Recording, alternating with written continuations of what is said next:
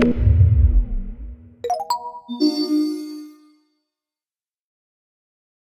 is my honor to introduce and welcome Meghan O'Rourke. Meghan is a writer, poet, and editor, a pretty unlikely subject for a scientific discussion on Town Hall, I think. But she's the author of the New York Times bestseller, shown here, The Invisible Kingdom, Reimagining Chronic Illness, as well as a best-selling memoir, several poetry collections, and more. She's the recipient of numerous awards, including a Guggenheim Fellowship, a Radcliffe Fellowship. She's currently editor of the Yale Review. Her essays and criticism have appeared in the New Yorker, Atlantic Monthly, many other places, and she's a graduate of Yale University, where she also teaches. It's an honor to welcome Meghan O'Rourke. Welcome, Meghan. Thank you so much for having me. It's an honor to be here, and really, I guess, a delight to be in conversation with you. Well, I think this will be a fun conversation. So as we talked earlier, you came by your interest in this subject very honestly. And I wonder if you can, I think what you first experienced chronic disease something like 20, 25 years ago? Yeah, 25. Maybe we could start, just tell us a little bit about before chronic disease. Yeah. It's funny. I actually realized this week that, not this week, but this past couple weeks, that it had been exactly 25 years to when I suffered from my very first symptom that I recognized as distinctly being something wrong, which was a strange electric shocks that flickered over my body. And thinking back to before, it's hard. I mean, I got sick when I was 21. Even before that, I had some funny things going on in the way of many people with chronic illnesses, where looking back, I can see these little things. But what I can say that I remember and that is different is just that sense of not always having to think about one's body. And in particular, the capacity for sort of joyful self-forgetfulness and absorption and movement and activity and exercise and sort of natural exhaustion, as opposed to my life now, which is, even though I'm very rehabilitated from where I was in the kind of nadir of this book, I am always thinking about energy management. And so that's what I remember, is just days full of time that seem to unfold like a road whose end you didn't know. And when you, things have, I think, probably culturally, if not scientifically, have changed quite a bit in the past 25 years. You write that when you were first trying to seek help, you encountered a bunch of prejudices, what the female hysteria kind of thing, or biases associated with mental conditions. Well, I guess maybe comment on that and maybe talk about how you think that might have changed. Yeah. So one of the things that I try to animate in the book, from the perspective of the person going through it, is what it's like to be trying to figure out how and why your body is slowly changing, and if in fact it is changing.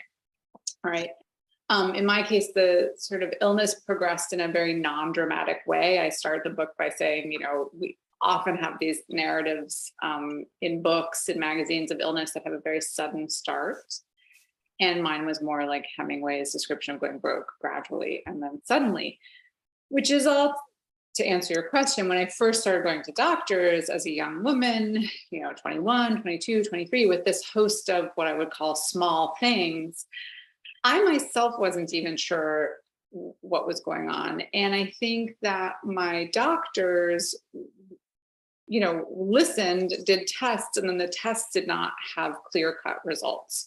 And so very quickly, what happened was, okay, here's a young woman.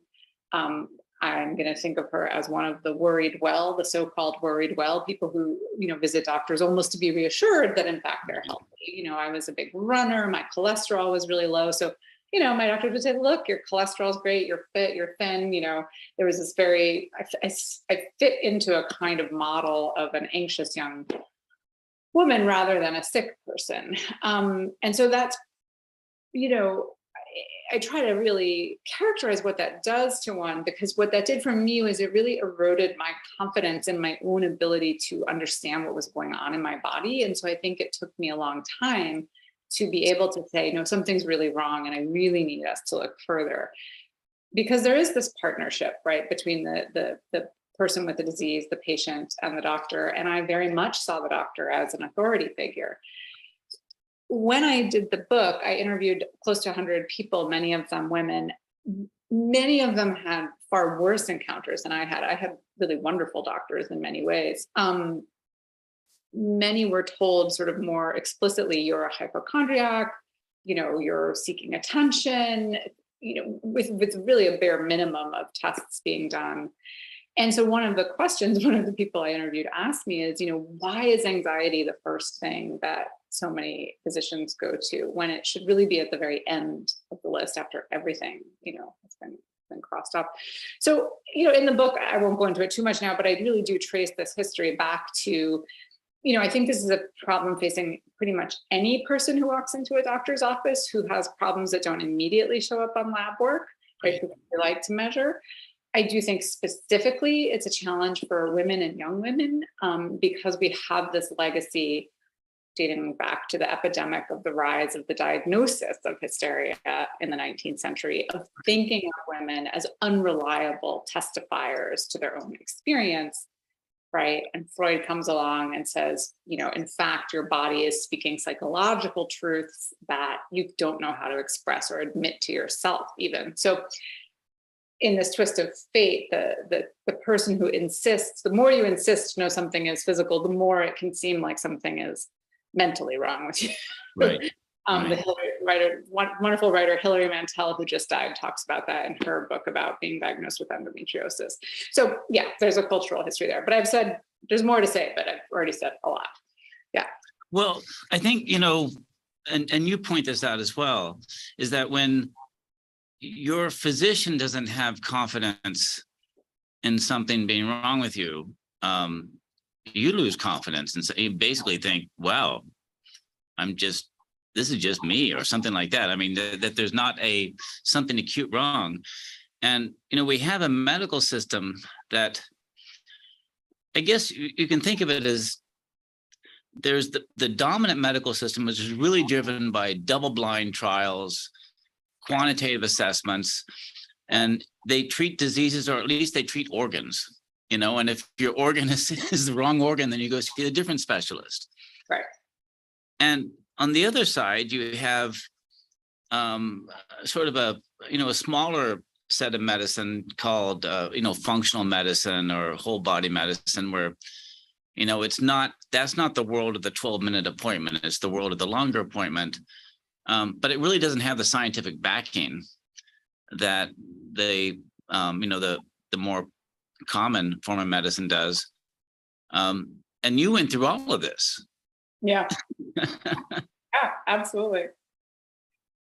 And the something that you found, and I think this was really interesting because it's something that we encounter as well in science, is I think when patients are feeling the kind of things you were feeling when they're, you're sick, yeah, and you're not getting a good diagnosis, you tend to think you can heal yourself through good works, through sleeping, through, cutting bread out, if that seems to be something, or changing diet or exercising, which I got the sense you grew quite frustrated with that approach at some point, right? Yeah, so I ran the gamut. I mean, I did everything, right? I sort of saw every specialist you can see in traditional conventional medicine, some of whom were wonderful, and obviously many of whom still treat me and help me. But what I found was that in that period when I couldn't get a diagnosis, and it was increasingly clear to me now that something really was wrong and in fact impacting and limiting my life, I turned to functional medicine, to Eastern medicine, to different modalities, and I tried a whole host of things, right? Because at this point, I was really looking for solutions and not getting anything from Western medicine at that particular juncture. And what I would say is that, I think that there are, I guess I wish that there were ways for kind of the traditional scientific model that you described and these other models that offer a different kind of, longer appointment, warmth, often touch is involved, like massage or acupuncture is the act of placing the needle. And so there's something almost ritualistic about the encounter between the patient and certainly the acupuncturist, or even the person doing, Reiki, if you do something like that. I never did that. And I think that there's something in that ritual that's incredibly valuable in of itself, right? But what gets complicated is when you're starting to try more and more risky things, let's say, right? And I try to characterize this in my books, that it's like we all too often are talking about conventional medicine versus alternative medicine, whereas I think we need to be having a conversation that's more about, as I say in the book, looking at and listening to patients and asking them, who do you want to be as a patient, right? Because sometimes what a chronically ill patient craves, or a patient without a diagnosis craves, is a kind of environment that allows them and sees them as a whole person, rather than as a set of organs that are demarcated and siloed and conscripted into these 12-minute appointments and a set of biomarkers. And I certainly think there are areas in Western medicine that do, and conventional medicine that do this, but as you've pointed out, time is really the big problem there, right? It's very hard for many specialists to spend the kind of time that I think complex chronic illness often demands, and in particular, the kind of listening and recognition that I think many patients want. There's also an educational piece there. There's things we can do in education, I think, to make more space for discomfort and uncertainty. Because of course, one of the things that I'm really talking about is how we all inhabit uncertainty.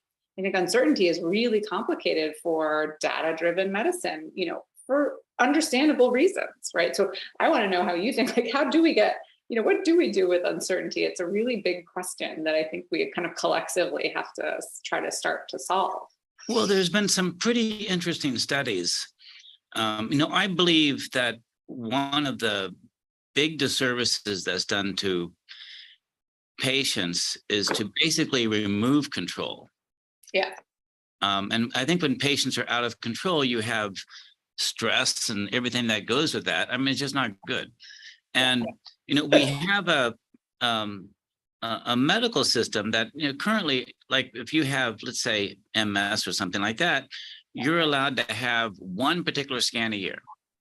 Yeah. Doesn't really, if you have an acute event, but you had your scan last month, right. Sorry, that's not going to be reimbursed.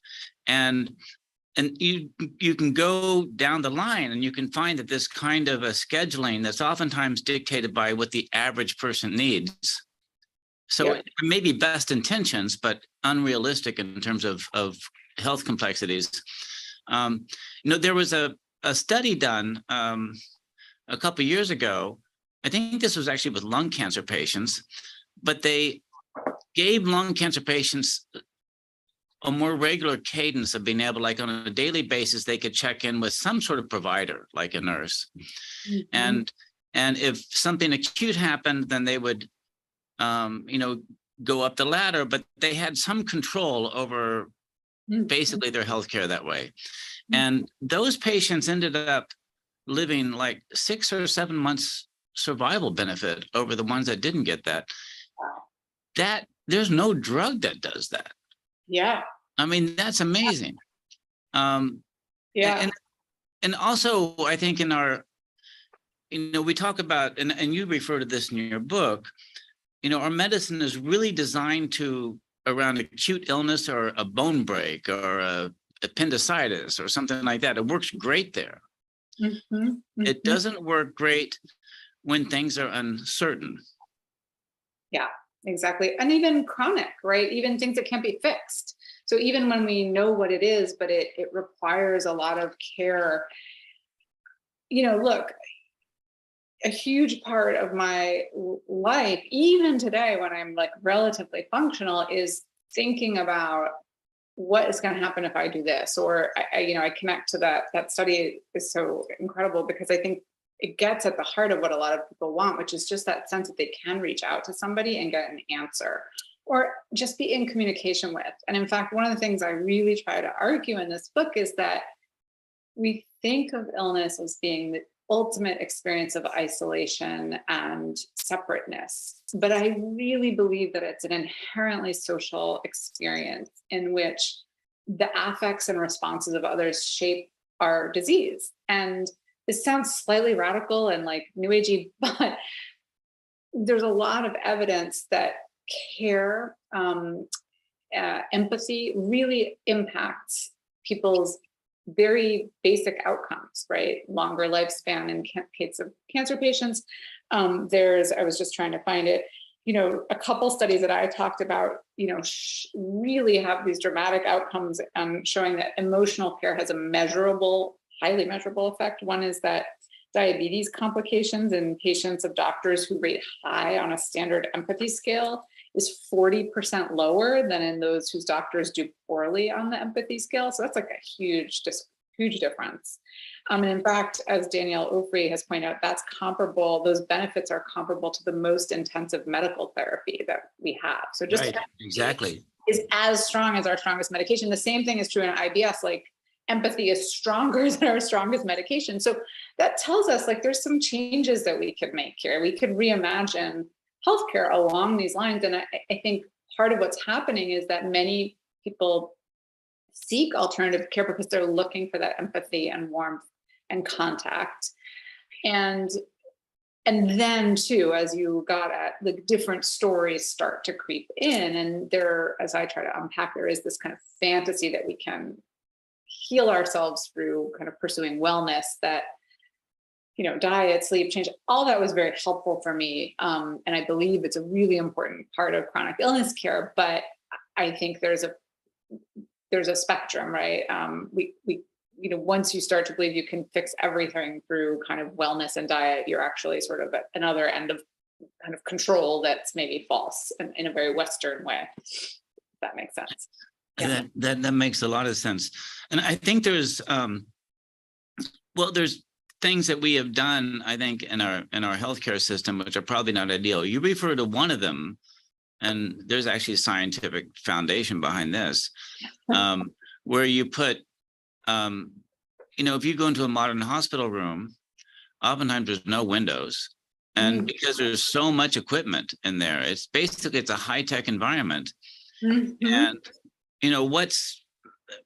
if you look at circadian rhythms, in individuals, you'll find that, if I take something we do here at ISB is we'll take a little bit of blood and we'll measure thousands of proteins and thousands of metabolites and all that. And you will find that a huge number of them basically have a circadian rhythm. And that circadian rhythm really wants natural lighting. It wants a nighttime. It wants a regular schedule. It wants to be in an environment that seems like a legitimate environment. And there was a study, I just heard this quoted, so I can't cite the paper, but I hope it's true. Like with babies, neonatal babies, the prevailing medical logic, which had no scientific backing whatsoever, was that if these babies were in an ICU, they had to be kept in the dark. That's going to help them sleep and get better.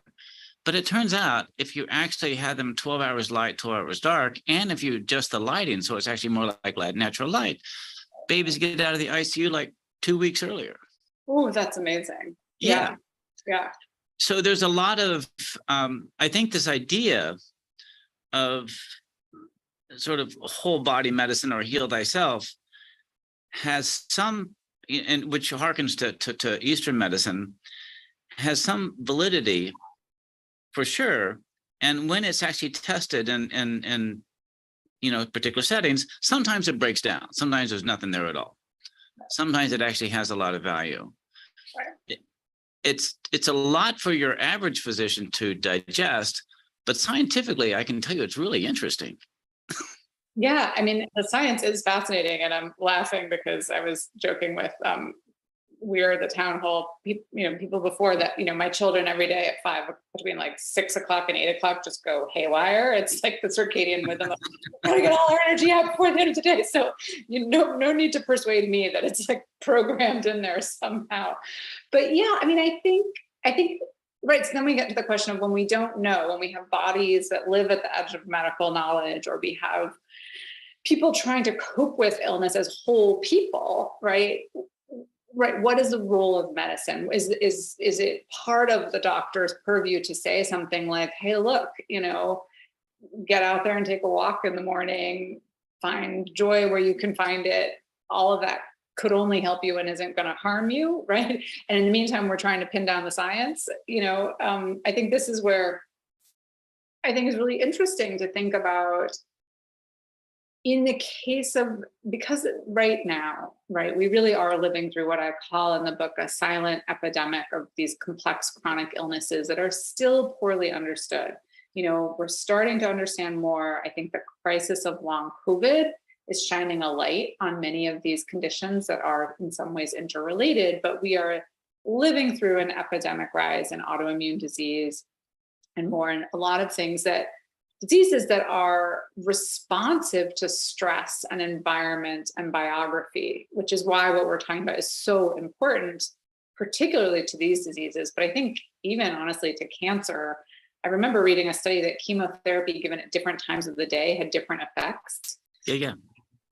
So anyway, and it has different effects for men and women. For a minute. So there's just, when I think about this, okay, we've got this problem, then I think, right, it really is urgent for us, to start having the conversation, and for medical science to start having the conversation of, okay, how do we, both starting in education, but moving all the way through to our centers, the question of windows, the question of, people being able to visit you and hold your hand when you're in pain, all of those things really matter. I think they have material and measurable effects on outcomes. And I think that conversation is an easy place to start. There's harder questions to solve too, but I think thinking about how we bring care, nature, things that help with healing in is actually not that hard to maybe start to do.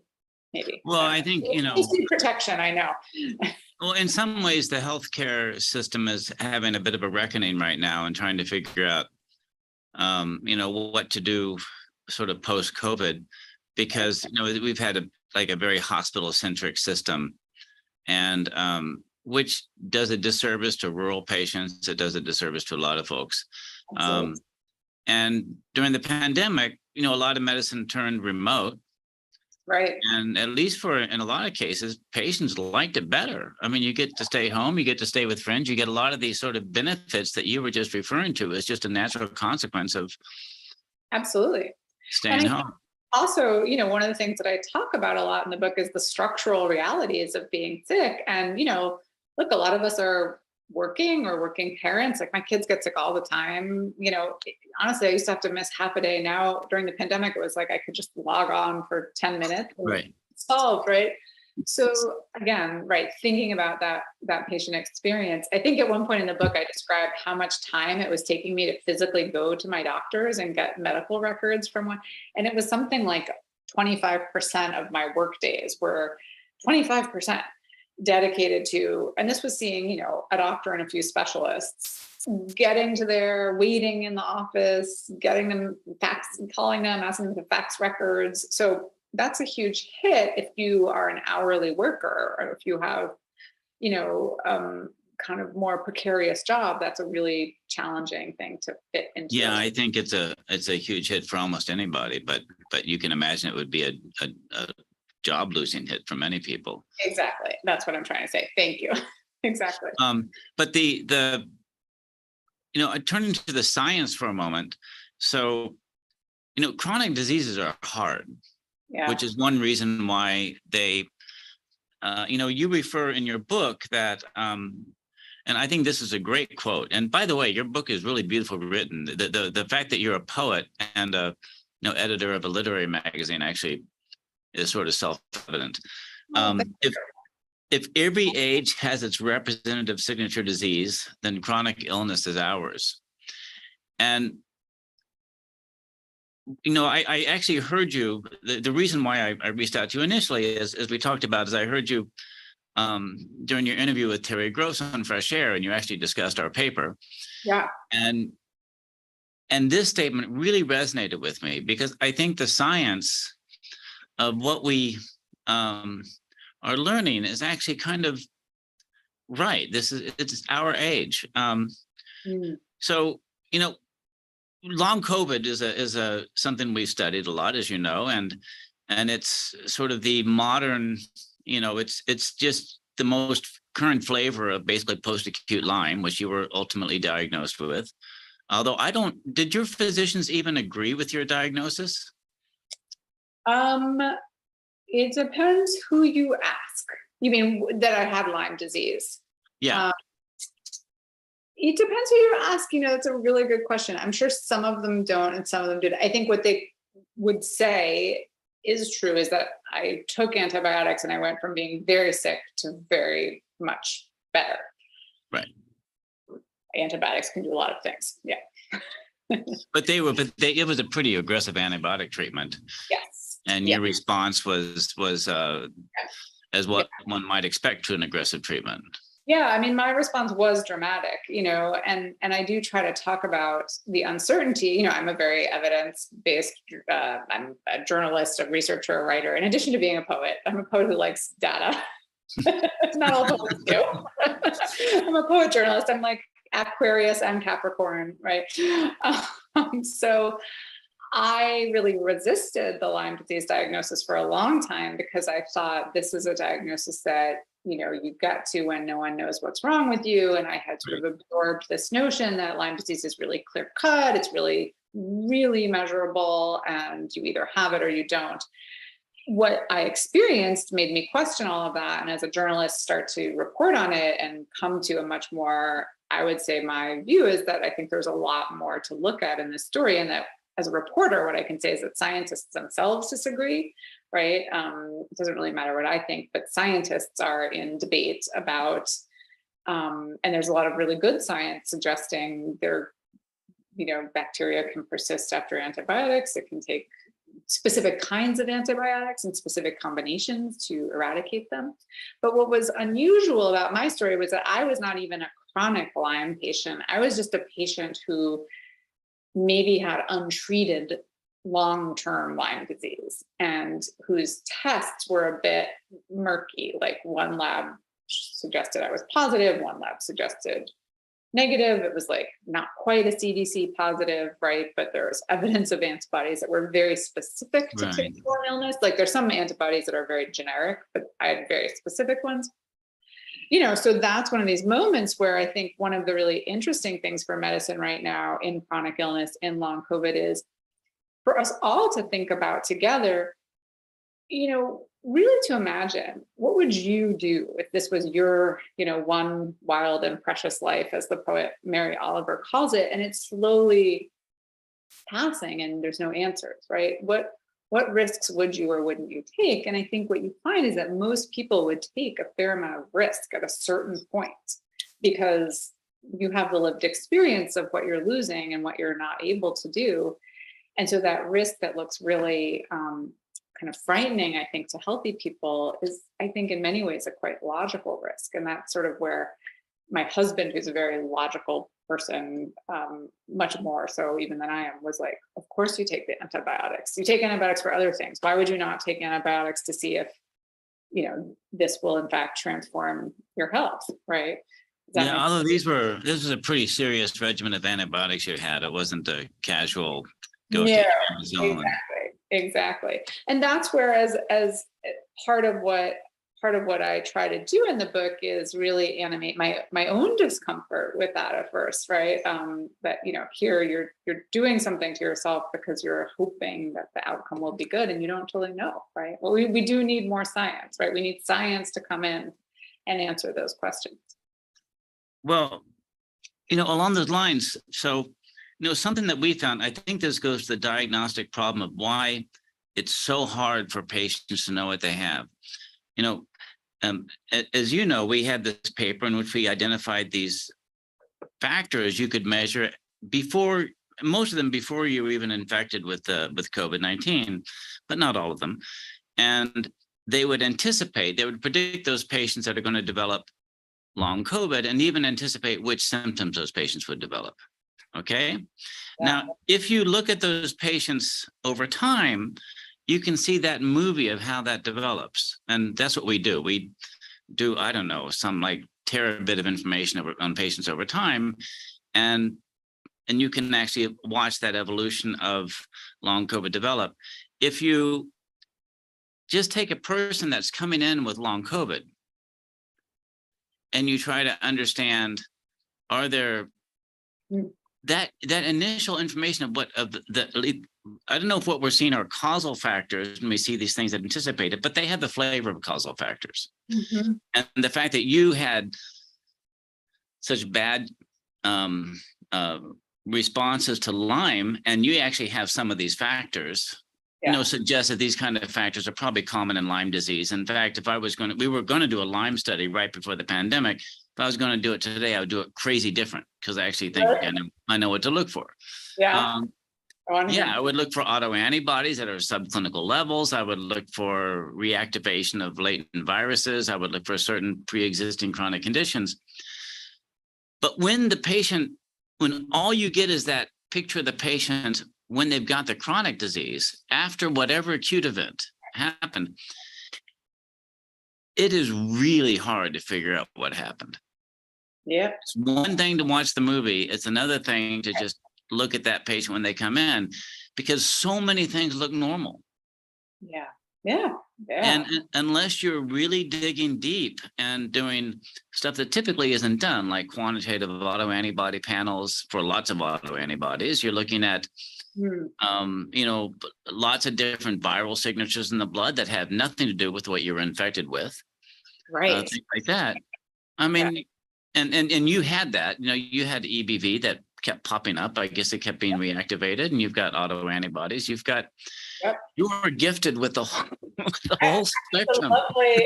The lovely kit and caboodle. No, I read that paper, and as you know, I've talked about it a lot because I was like, whoa, this really looks like what happened to me. And in fact, as I told you, privately, I'm having some long COVID symptoms, which doesn't entirely surprise me. Although, of course, people who are suspicious of chronic illness would be like, and of course she's added long COVID. I'm like, no, I'd really rather not. I'm be fine. Someone was like, she wants attention. I was like, trust me, I'm very happy to have no attention and quietly read my books. But yeah, I'm so interested to hear you say that. And I'm I think the fascinating question is, right, where do we start? And also, talking to you and to other researchers is so exciting because it's like there's a possible framework, right? And then talking to GPs, especially when I'm interviewing people, I'm writing a piece about long COVID now and talking to people in rural areas, they're just met with a lot of, sometimes people believe it but don't know how to help them. And sometimes there's like, well, I don't even know if this long COVID thing is real. And so I think there's also this whole translational aspect. The long COVID thing is absolutely real. I mean, one of the striking things, so often these chronic diseases are associated with, brain fog and memory loss and things like this. And you experienced some of that. And so there are neurological aspects, but the physical aspects, such as fatigue, can have very strong psychological consequences.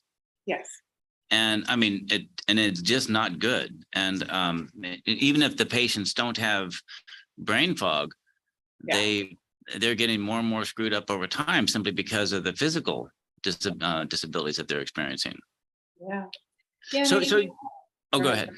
I was just going to say quickly, I think that when we hear these words that are also used in maybe non-pathological contexts, fatigue, even brain fog, we've all had a little brain fog, right? Well, maybe not all of us. Any of us who've had one glass of wine too many. I think it's really hard to to take that and translate that into what that's like if you live with it day in, day out, and also the pathological application, which is not fatigue as a healthy person knows it. It's a very different physiological phenomenon in my experience. And that's part of this invisibility, this invisible kingdom that I'm trying to make visible. Yeah, and that your work, it's really science like yours and explanations like your paper, where it looks at these multifactorial overlapping potential infections, overlapping causes that I think are going to start to give us the framework we need to make visible these complex illnesses. Yeah, and I know that technology that's available to basically take on these really complicated problems is, I don't think it was there a decade ago, or when you were, certainly not when you were first beginning to feel, in 25 years ago, but hardly even 5 years ago. Yeah. But it's changed so much. Yeah. I mean, you can actually see the things that I'm saying are invisible, right? You can actually see some of them. Yeah, it's impressive. And so, I think before we turn to Q&A, you concluded your book with some examples of systems you had seen set up, healthcare systems you had seen set up that, probably seem like maybe some combination of this mixture of holistic medicine and medicine focused at acute illness, but a better combination of that than, what you could piece together by your 2 hours a day for your every day. What did you see? What did you learn? How are people thinking about this? Yeah. I think the big thing I call for that in a way didn't quite exist, and maybe still doesn't quite exist. I'm really calling for, in the end, a center for complex disease, right? A kind of center for these, what I call infection-associated diseases, right?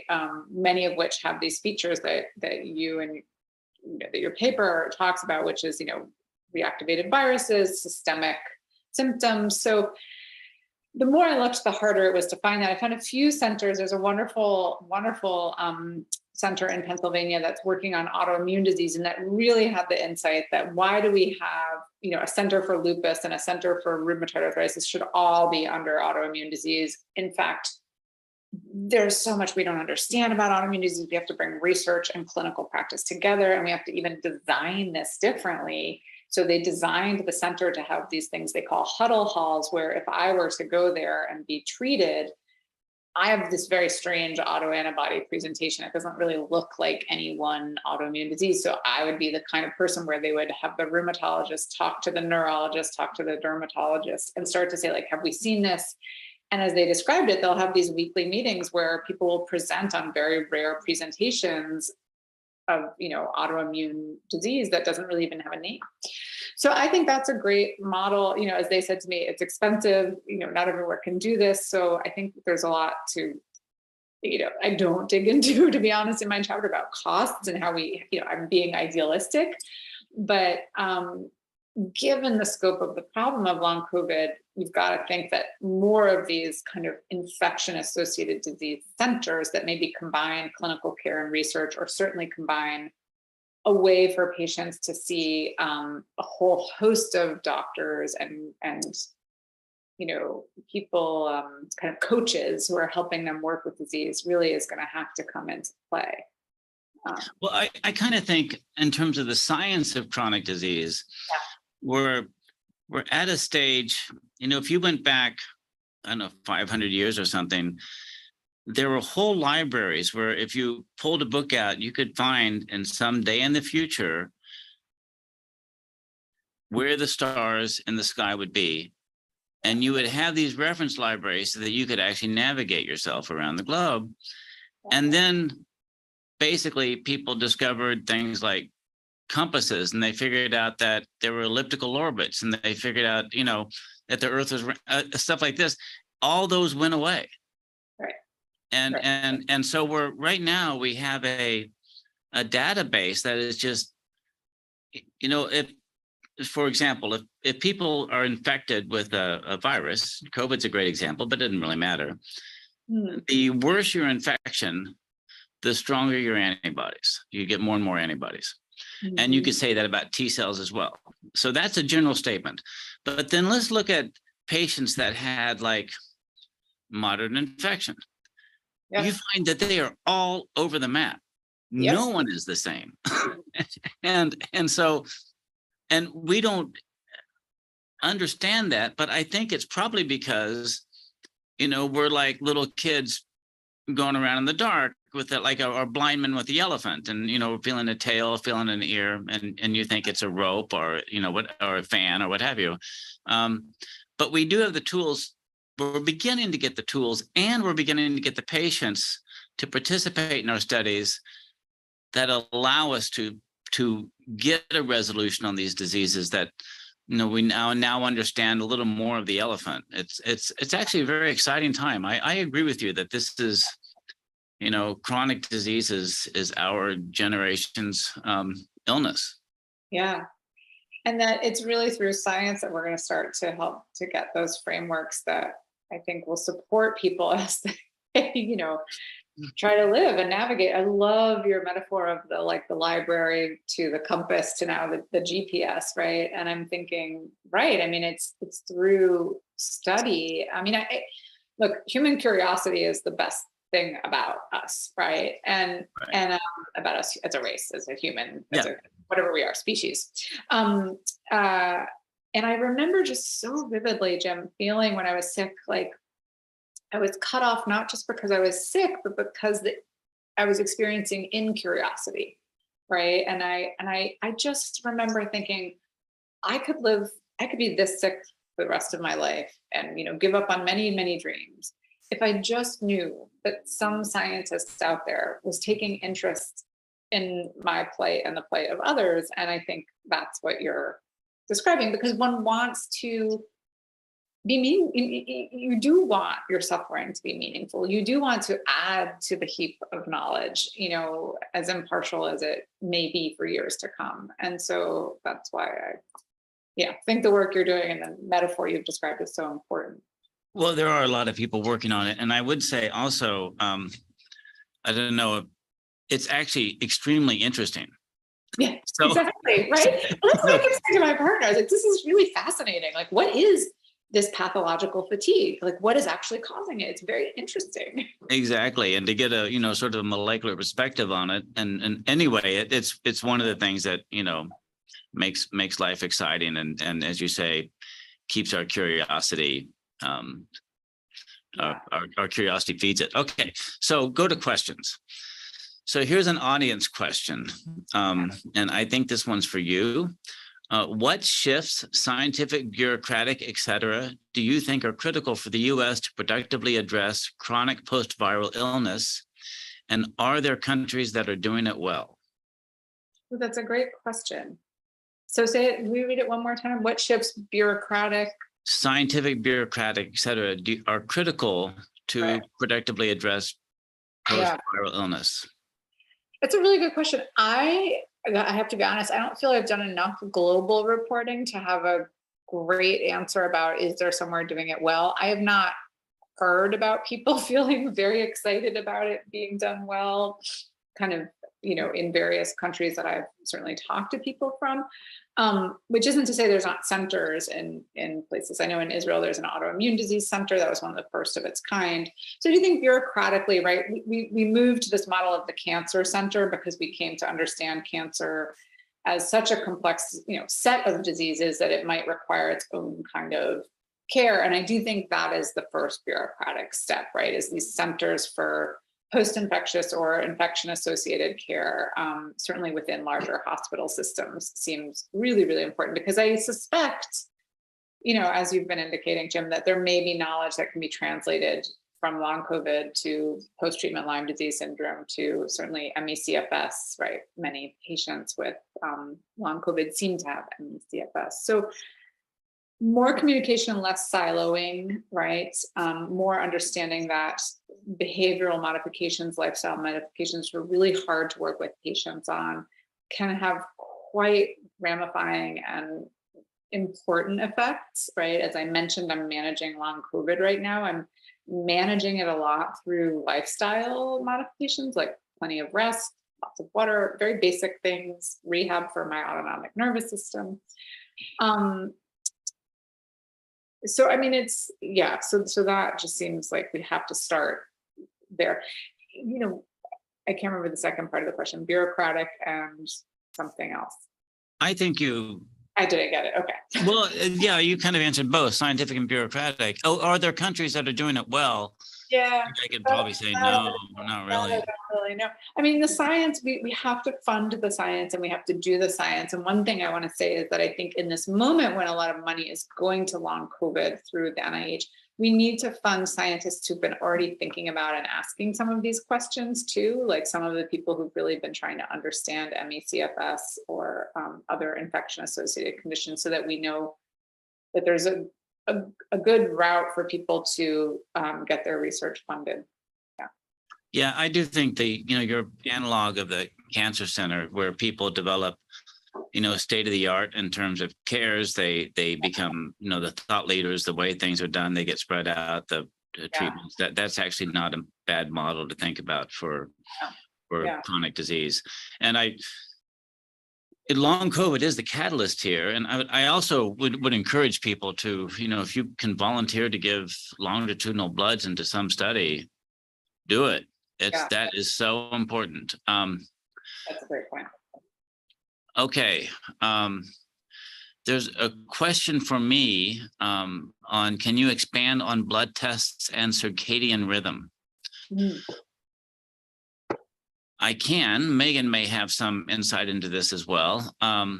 So there are, in fact, cortisol, which is something that we identified, and also Meghan's colleague at Yale, Akiko, has also seen in her patients reduced cortisol as something that is associated with certain long COVID symptoms. It's always measured in the morning, and you try to measure it at very particular times, because it's a steroid that's associated with circadian rhythms. There's a few of those. I think there's like 6 proteins that are known to be very important in regulating circadian rhythms.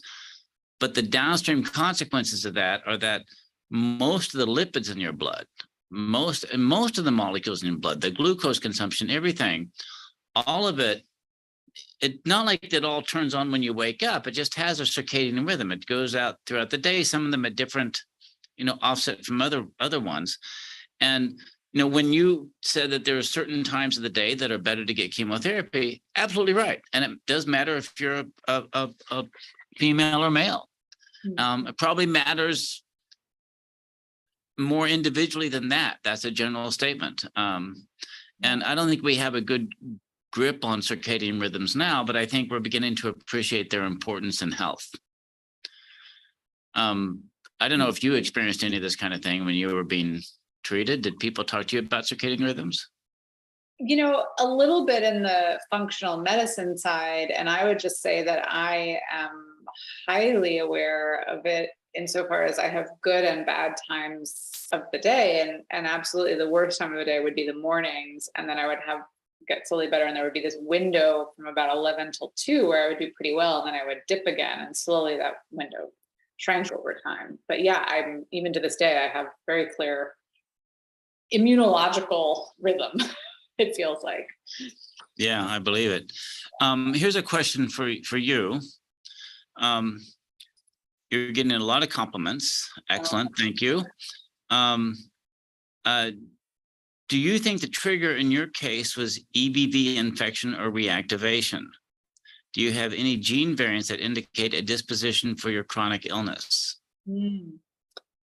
I do have a few gene variants that are suggestive of kind of complications, at least. So one thing I only realized as I was finishing the book was that I do seem to have hypermobile Ehlers-Danlos syndrome, which is a connective tissue disorder that can be genetic. It's in a lot of my family, we've since realized. So that can contribute to things like, or be a at least I think it can actually contribute to things like POTS, which I have, postural orthostatic tachycardia syndrome. But wait, the first part of the question was, I'm sorry, I'm at the brain fog part of the day. EBV infection or reactivation.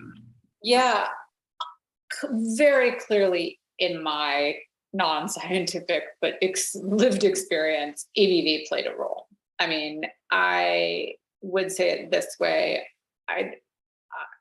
I would have these kind of, the image I have of getting sick is of someone, I don't know if you've ever like gone in an ocean where it's sort of shallow for a while, then it kind of goes down, and it's shallow for a while, and it goes down, and it's shallow enough that you really can experience that, right? That was what getting sick was like for me. It was like I got a little bit sick and I kind of lived there for a while, and then something would happen, I would go down. One of those deep downs was my mother died. I was quite worn out and exhausted, and I got a virus, and a month later was diagnosed with EBV, and seemed to have mono at that point, like swollen lymph nodes, severe fatigue.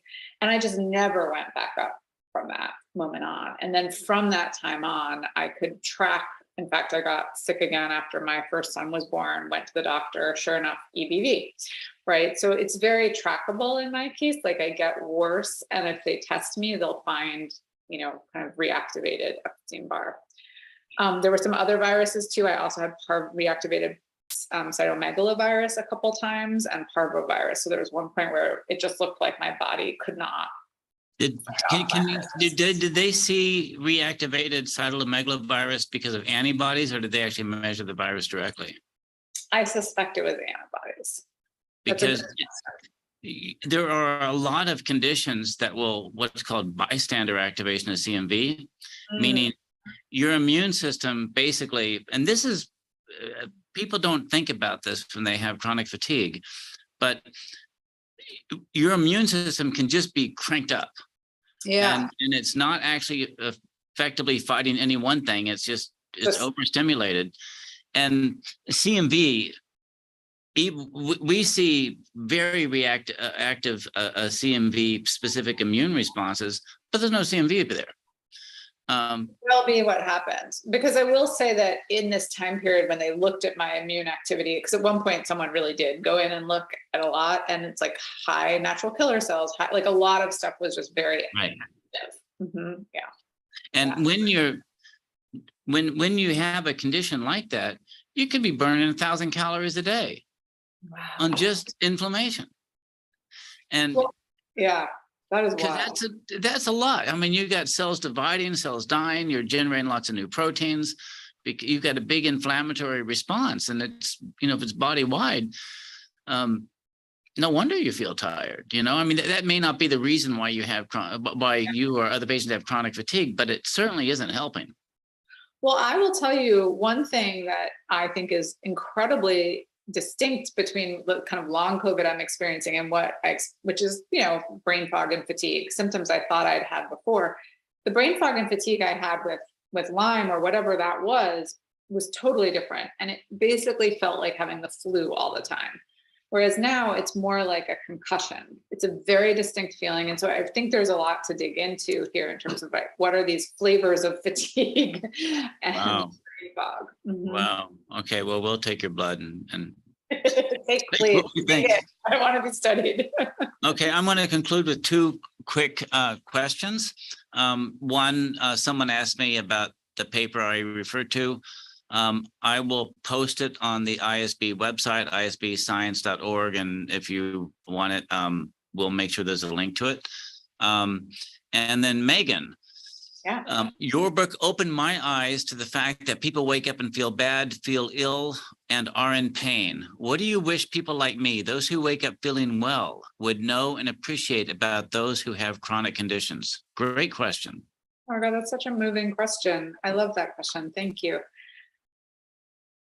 I think everyone who's chronically ill fears talking about it because I will say to my husband, oh, I'm feeling really terrible today. And it's very ordinary to him, right? That I feel this way. But to me, when I have those flares, it's so challenging because it's like I've had a few better days or a few better months, and then suddenly, right, all this is back, and it's just as painful as ever, knowing that I've had it before doesn't make it less painful or challenging. So I think trying to have some of that freshness of experience in your mind, thinking, right, this is, Alphonse Daudet, the writer, says, everyone else will get used to my pain except me. And I think that that's something that's really hard. I think that's a big chasm between the chronically ill person and the healthy person, is understanding that we're people too, and we're never quite used to it. But I think the other thing is doing what you've already done, which is just to make room for the reality, and to, I think something one of my friends does really well is she just, when I'm having a bad day and she can tell, she'll say, I can see you're suffering today. She does not try to solve it. She's not trying to fix it. She just very calmly says, I can see today this looks like a hard day. And it just makes me feel seen. Yeah. Cool. Okay, I think we are at your bedtime. My group is going to start giving me a little alarm soon. Yeah. So for those who don't know, Meghan is zooming in from the East Coast, and so it's late here. So I think I will conclude this. And first, I want to thank you very much. This is a great conversation. We've talked now a few times, and I've enjoyed it every time. So thank you. Same here. May it be the beginning of many more, I hope. I hope so.